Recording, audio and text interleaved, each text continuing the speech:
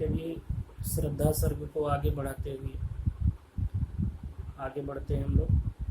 या कि नव इंद्र नील लघु श्रृंग फोड़ कर धधक रही हो कांत, एक लघु ज्वालामुखी अचेत माधवी रजनी में अशांत। इंद्र नील मतलब नीलम, श्रृंग मतलब होता है चोटी, माधवी रजनी मतलब बसंत की रात, अश्रांत माने निरंतर या लगातार। तो या कि नव इंद्र नील लघु श्रृंग फोड़, अथवा नीलम के उस छोटे से ज्वालामुखी पर्वत की चोटी पर श्रृंग फोड़ कर धधक रही हो कांत, जो अभी उमड़ने वाला नहीं है, ऐसा बसंत की रात में जैसे सुंदर लपटें भीतर से फूट फूट कर धधकती हैं, वैसी ही उस श्रद्धा के मुख की शोभा थी। तो एक तो श्रद्धा की जो है अवस्था है वो छोटी है, इसी से उसे छोटा पर्वत कहा गया है। दूसरी बात, उसने नीले रंग के वस्त्रों को धारण किया था, इसीलिए उस पर्वत को नीलम पर्वत कहा गया है। और श्रद्धा का जो यौवन काल है, और इसी से उस पर्वत को बसंत की रात में धधकने वाला देखा गया है। आगे बढ़ते हैं। घिर रहे थे घुंघराले बाल हंस अवलंबित मुख के पास। हंस माने होता है कंधा, अवलंबित माने लटके हुए, घन शावक माने नील घन शावक से सुकुमार। घन शावक माने छोटे बादल, शावक माने होता है बच्चे, जैसे सिंह शावक कहते हैं, वैसे ही घन शावक मतलब छोटे बादल। नील घन शावक से सुकुमार सुधा भरने को विधु के पास। सुधा माने होता है अमृत, विधु माने होता है चंद्रमा। तो घिर रहे थे घुंघराले बाल, कहाँ गिर रहे थे घुंघराले बाल? हंस अवलंबित मुख के पास, कंधों तक लटकने वाले उसके घुंघराले बाल मुख के पास घिर आए थे। किसके मुख के पास? श्रद्धा के। उन्हें देखकर ऐसा लग रहा था नील घन शावक से सुकुमार सुधा भरने को विदु के पास। और उन्हें देखकर ऐसा लग रहा था मानो काले सुकुमार मेघ खंड चंद्रमा के निकट अमृत पान करने के लिए आ गए। ठीक है ना। और उस मुख पर वह मुस्कान रक्त किसलय परले विश्राम, अरुण की एक किरण अम्लान अधिक अलसाई हो अभिराम। रक्त मतलब होता है लाल, किसलय माने होता है कोपल या नवीन पत्तियां जो उगती हैं पेड़ों पर। अरुण मतलब प्रभात या सुबह, जो उगता है सूरज उसको अरुण बोलते हैं, जो सबसे पहले उगता है। अम्लान माने उज्ज्वल, अभिराम माने सुंदर। और उस मुख पर वह मुस्कान रक्त किसलय परले विश्राम, और उस पर उसका धीरे से मुस्कुराना, उसका जो मंद हास्य था श्रद्धा का, धीरे से मुस्कुराना ऐसा लगता था मानो रक्त किसलय परले विश्राम, लाल कोपल पर विश्राम ले रही है। कौन?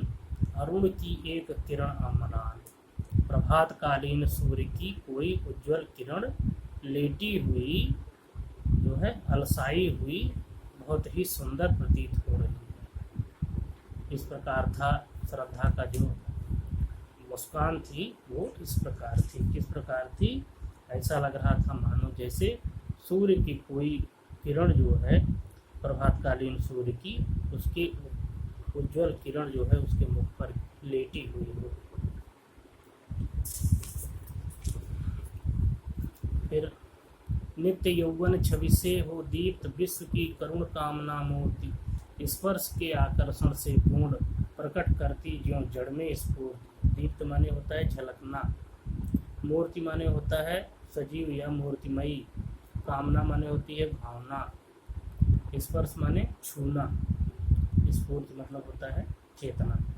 तो नित्य यौवन छवि से हो दीप्त विश्व की करुण कामना मूर्ति, उस रमणी को या उस श्रद्धा को देख करके ऐसा लग रहा था जैसे सारे संसार की करुण भावना ने ही शरीर धारण कर लिया हो। ठीक है, विश्व की करुण कामना मूर्ति। ठीक है ना, उस रमणी को देखकर ऐसा लग रहा था जैसे सारे संसार की करुण भावना ने ही शरीर धारण कर लिया हो, और यौवन की जो शोभा उस पर आज झलक रही है, नित्य यौवन छवि से हो दीप्त। आज जो उस पर ये यौवन की जो शोभा झलक रही है वह सदैव ऐसी ही बनी रहेगी, ऐसा प्रतीत हो रहा है। और स्पर्श के आकर्षण से पूर्ण प्रकट करती ज्यों जड़ में स्फूर्ति, और उसे देख करके ऐसा मोह मन में जग रहा था कि इसे छू ले। ठीक है, और वह इतनी सुंदर थी कि जड़ वस्तुओं में भी चेतना जगाने में वो समर्थ थी। कौन? श्रद्धा, उसका सौंदर्य।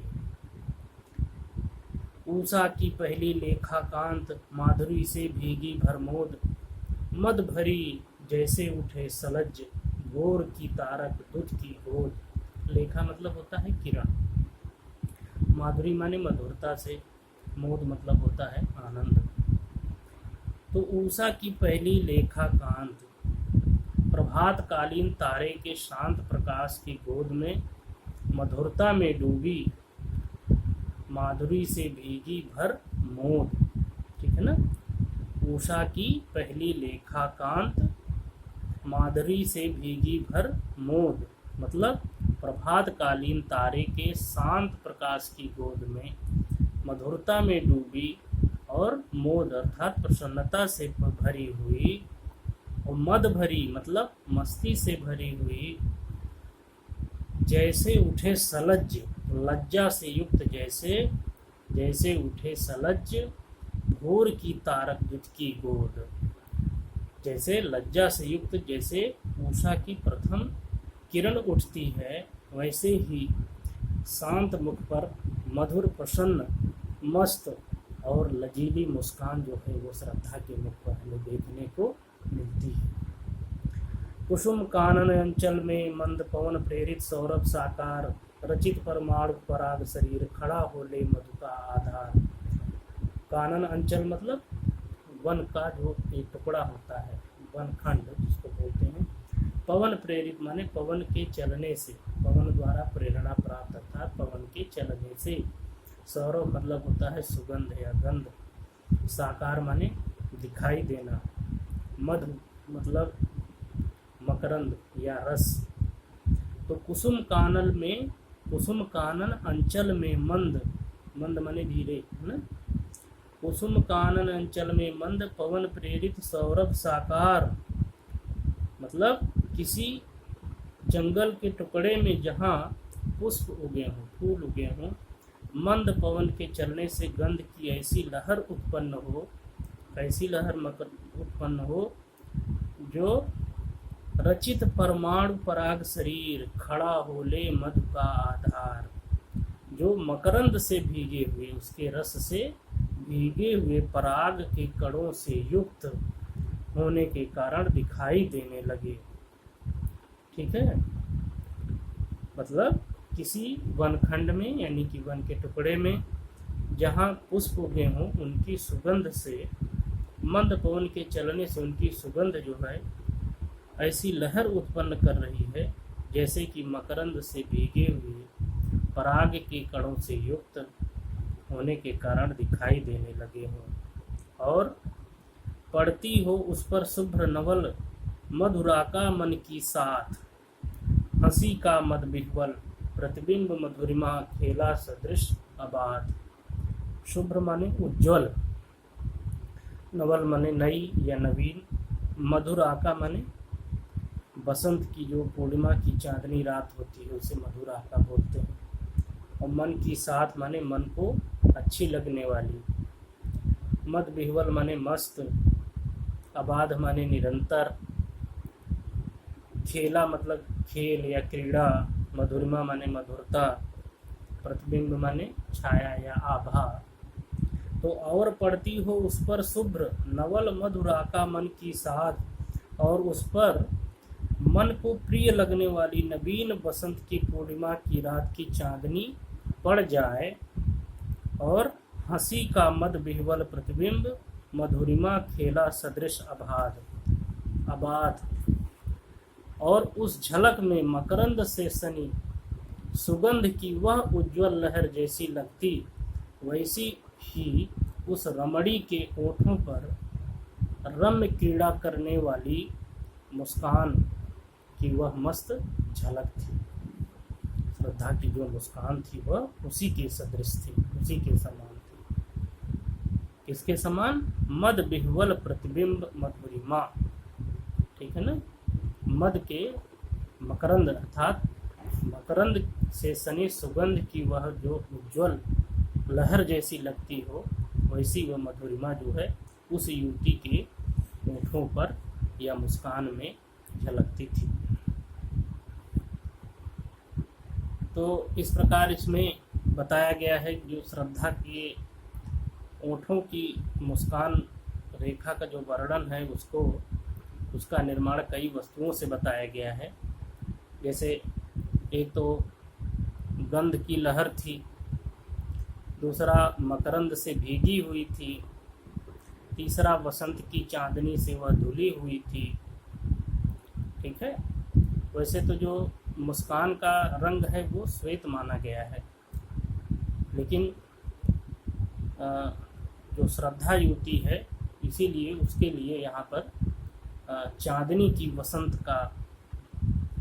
जो वसंत की पूर्णिमा है उसका प्रयोग किया गया है। और कहा मनु ने नभ धरणी बीच बना जीवन रहस्य निरुपाय, एक उल्कासा जलता भ्रांत शून्य में फिरता हूँ असहाय। रहस्य माने क्या होता है? उलझन। उल्का प्रज्वलित माने टूटा हुआ तारा, भ्रांत माने भटका हुआ। तो मनु ने उत्तर दिया, क्या कहा? कहा मनु ने नभ धरणी बीच बना जीवन रहस्य निरुपाय। नभ माने आकाश, धरणी माने धरती। मनु ने उत्तर दिया, इस आकाश और पृथ्वी के बीच मेरे जीवन की उलझन दूर होने का कोई उपाय नहीं है। एक उल्का सा जलता भ्रांत शून्य में फिरता हूँ असहाय। जैसे टूटा हुआ तारा जलते जलते शून्य में बिना किसी आश्रय के भटकता रहता है, उसी प्रकार मैं अपने दुख की जलन को लेकर निर्जन में घूम रहा हूँ। असहाय हूँ अर्थात मुझे सहारा देने वाला कोई नहीं है। और शैल निर्झर न बना हतभाग्य, गल नहीं सका जो कि हिमखंड, दौड़ कर मिला न जल निधि अंक, आह वैसा ही हूँ पाखंड।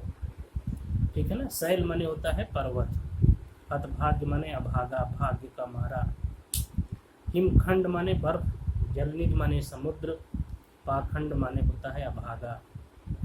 अर्थात शैल निर्झर न बना हतभाग्य, गल नहीं सका जो कि हिमखंड।